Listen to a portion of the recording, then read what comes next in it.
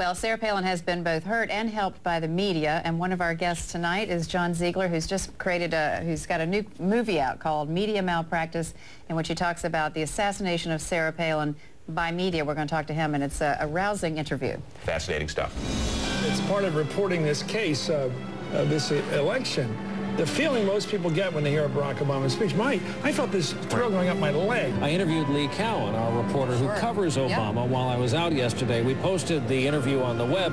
Lee says to me, it's hard to stay objective covering this guy. With every victory, Obama's congregation seems to be growing. It's kind of like being 13 and seeing Sean Cassidy, and we're all just on board. We're on board the Scott Baio train.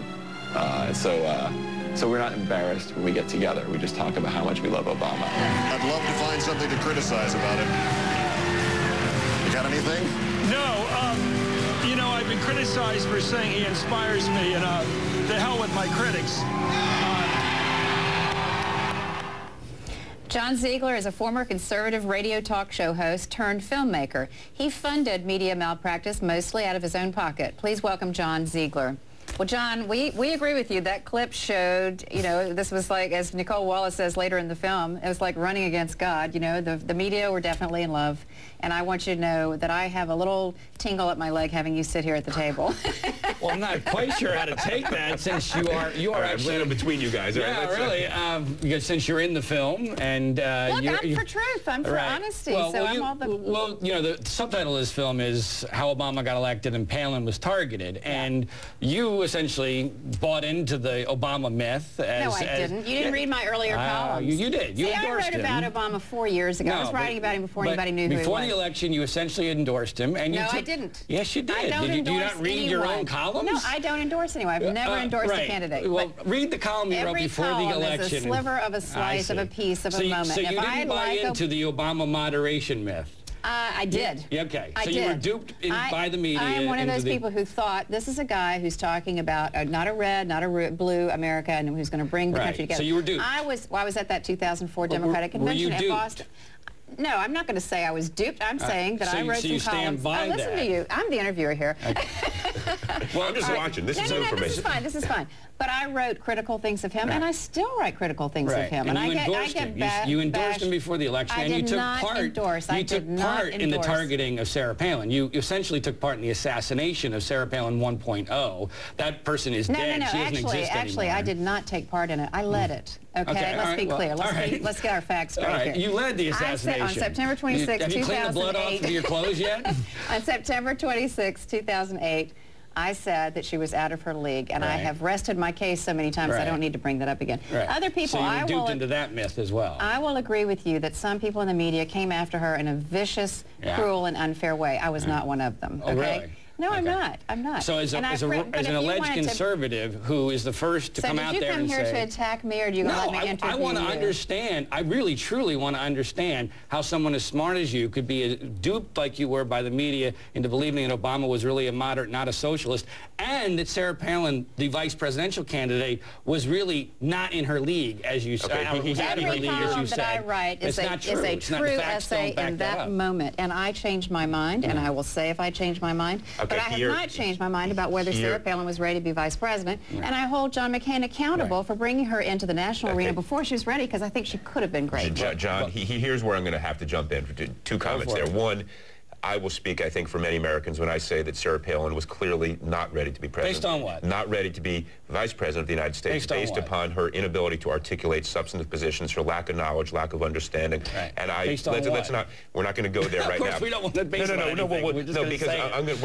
the other thing I just can't let slide by is your comment about the president of the United States being a socialist, which is just such an ill-founded, out-of-line observation. But we're not even going to go there. By all the facts. I want to talk about your movie for a second. Sure. Because I think, you did a great job up to a certain point. Here's my question. The media is biased. Right. And that's always been true, and it always will be true. And so my question to you is, there's Fox, and then there's MSNBC, and I'm not saying this is some sense of purity, we're here at CNN down the middle. Every person in his own way views the world through a prism. Sure. And I think, isn't it better to say to the public, understand that than to live in the puerile world where you pretend there's objectivity? That might be the only thing you and I agree with in this particular discussion. There we go. discussion. All right, I rest my case. No, I agree that nobody is objective in totality. Right. It's not possible. I'm all for freedom and disclosure. I actually think it was ridiculous that Keith Olbermann got suspended for actually doing the most honest thing he's ever done on the air. I think all three of us agree on that. Okay, so, I mean, we all know he's a left-winger, and so he donated to the Democrats. Big deal. But at least we knew about that because that's the system. However, you mentioned Fox and MSNBC. There's no question that the mainstream, how you define that is becoming more and more difficult in this day and age, but the mainstream is still far left, and in the 2008 election was so enamored, as we saw in those clips, by Obama. They were in love. It was sexual. Wait a second. First of all, I think the media did fall in love with Obama. I don't think there's any refuting that. I'm not disagreeing with you about it. You guys did too. No, the media falls in love with politicians of both sides of the aisle. The media fell in love with Ronald Reagan. The media fell in love with Bill Clinton at one point. The media fell in love even. I'm waiting for be in love with John McCain. And with Richard Nixon. These are the rhythms of politics. I'm waiting for a Republican presidential candidate they were in love with after Reagan. When could you give me one after Reagan? I don't think you would find. Listen. I'll tell you what. I wrote many columns favorably about George W. Bush, and he will tell you that, and that's why I spent a lot of time in the Oval Office. You used to be conservative before you were on CNN. You know, no, I'm not. That has nothing to do with CNN. I'm an opinion writer, and my opinions are not. They're not. They're not stationary. And by the way, I'm not supposed to be. I'm not the mainstream media in the classic sense, as in a straightforward reporter. I mean, I'm paid to write opinion. I've been paid. Been doing it for 23 years, and you've got a lot of catching up to do if you think that I'm a left-wing socialist. George W. Bush. You endorsed one. George W. Bush got unbelievably beautiful coverage about his personality, his charming demeanor, and he got the sort of adulatory columns that John Kerry never got in the 04 race. Well, you think that the media was in favor of George W. Bush in 2004? No, but the coverage he got, excuse me, in 2000, excuse me, the coverage he got in 2000. Well, right after 9/11 in 2001, but he was very we're talking about campaigns. In 2000, he was embraced by the media that loved him and found him charming, and Al Gore couldn't talk his way into any favorable commentary. But that might have actually reflected reality. Well, look, but the point we're making is the media will fall in love. It will fall out of love. And that is the nature of the First Amendment. And it's been true since the first day of this republic. Well, let's ask you, who do you consider mainstream media? Are you talking about television or newspapers or what? Here's how I define mainstream. Media that people who do not obsess with politics on an everyday basis like the three of us do are likely to absorb. That's really what I think dictates elections in this day and age. A Fox News Channel has no impact on a general election. They have a huge impact on a primary election. They have a huge influence.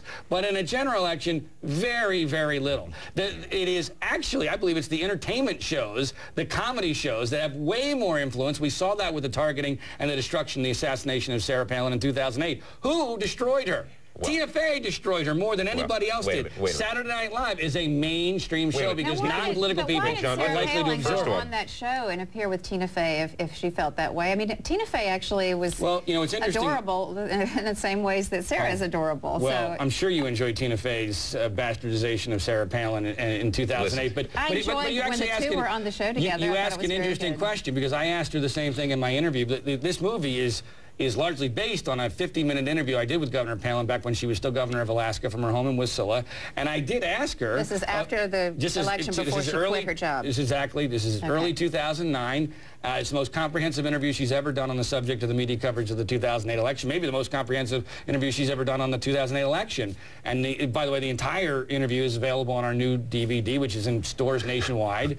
And you can find out more about it. I thought she was very gracious in that interview, I have to say. But here's the important part of where you come from with your question. And that is, I was wondering the same thing. Why did you go on that show? And here's what amazed me. And I don't think we understand just how small the bubble is in that campaign. I played for her clips for her to react to during that interview that she had never seen before. Tina Fey, this is important. Tina Fey made an inappropriate joke about her own daughter on Saturday Night Live, which Sarah Palin had never even seen when she went on the show. She wouldn't have gone on, I don't believe, if she had seen that. And they properly apologized for that, and all that's out of bounds. But I want to ask you a separate question. Because if you believe that the media has had such a sort of bias and almost a conspiratorial perspective... I don't believe in conspiracies. Okay, but let me just say this. How is it then that Sarah Palin has continued not only to thrive, but to dominate the political scene? In other words, great question. Do you think I that have an answer. Well, okay. but hold that thought just 1 minute. We've got to take a quick break. We'll be back in a few minutes with John Ziegler. Stay with us. We're back with John Ziegler. John? There's two things you need to understand. First of all, the Sarah Palin of today is not the Sarah Palin of the 2008 election. Sarah Palin 1.0, as I refer to her, was assassinated by people like Kathleen and others. Oh, come She's on. dead. Sarah she Palin, would not. Look, Todd Palin called me recently. Come on. Do you think Todd Palin had any idea of your history of columns? I mean, please. Well, yeah, I think he did. No, that was not an absolution of your past sins, I'm just saying, if they thought I was the evildoer in this crowd, they wouldn't have done believe me, in Wasilla, they don't have a Nixonian table of all the pro-media people and the anti-media people. Well, I understand the organization is pretty limited. But that's true. Here's the answer to the question. Sarah Palin 2.0, which began the day she took the job at Fox News Channel, is a completely different entity, and one that the media is in love with, because here's why. It's all about ratings. She is ratings gold for you guys. Well, that's why you talk about her all the time. So I'm confused. If I was worried about ratings, I wouldn't be coming on this show. No. We have our ratings. Let me ask you a question. Let me ask you a question, though.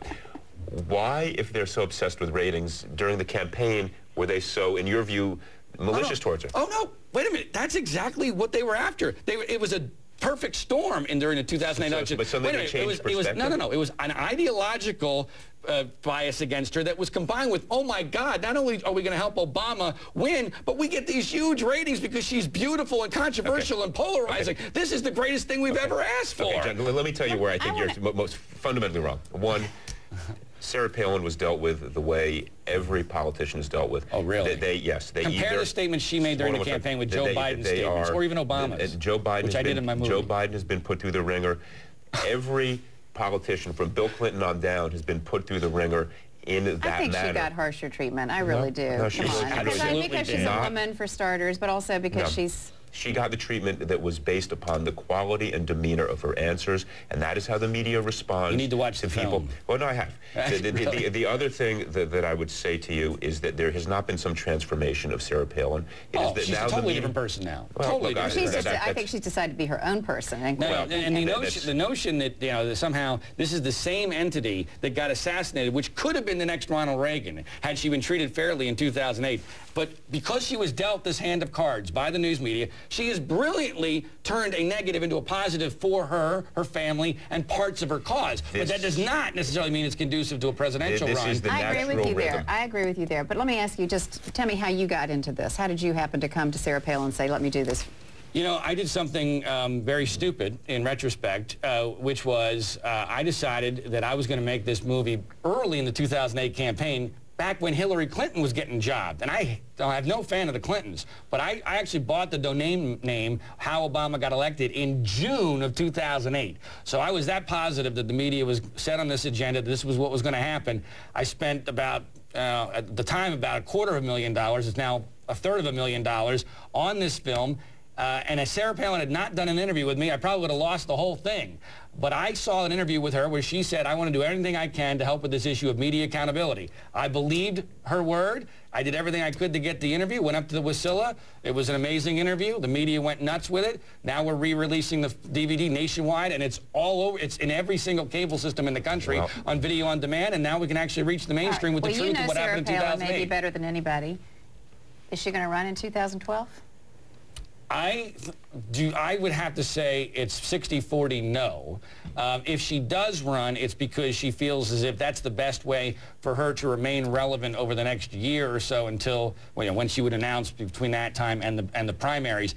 I think she's smart enough to realize that she is not the best person to go after Barack Obama in a general election. If she's not smart enough, well, I will have misjudged her greatly. But she is not the best person to go after Barack Obama because she was destroyed by the news media unfairly. One last question. What do you think Sarah Palin wants to accomplish? I mean, does she want What is her agenda? I believe that her agenda is to do what is best for her country, her family, and herself. I mean, I think that's what I believe her agenda is, and I think she's pursuing all of those agendas pretty darn well right now. Well, she's certainly doing well. I mean, I can't deny her that. A lot of Democrats hoping she runs. Barack Obama certainly hoping she runs. Yeah, he keeps pushing her candidacy. Anyway, all right, John, thank you for coming by. See the media wants her to run, so they're going to see the movie again. Media Malpractice. It is half as passionate as John was right here. John, thank you for coming by. Thank you. We'll be right back.